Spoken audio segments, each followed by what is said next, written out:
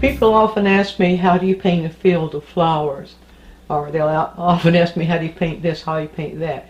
You don't paint anything by painting the subject itself.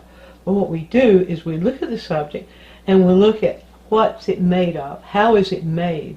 And so when we're painting, we're translating, in addition to interpreting our response to it, we're translating how it's made. We're located right here. We're looking into the distance there. As we are getting closer and closer to where we're located, the value is going to get a little bit more contrasty. The hue is going to get a little bit more intense. So something happens to the value, something happens to the hue. I don't want there to be a composition discrepancy, so that works just well. And then I see that diagonal move in that direction, and then I see another diagonal of green moving in this direction. And so then I'll do the same sort of thing.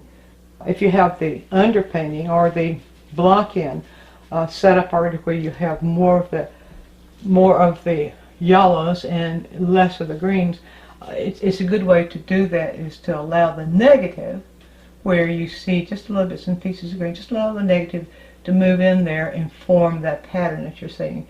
So now we're getting towards the front, where we're giving more attention to the actual definition. And what that means is that we're paying even closer attention to the value relationship. Let's see here, I want to emphasize the shadow, so I'm going darker in that little grass cluster there. I kind of lost something I had there that I was really enjoying. Be careful not to overdo that. In this lesson, we were concerned with aerial textures. That's taken from aerial perspective, meaning that it deals with shapes.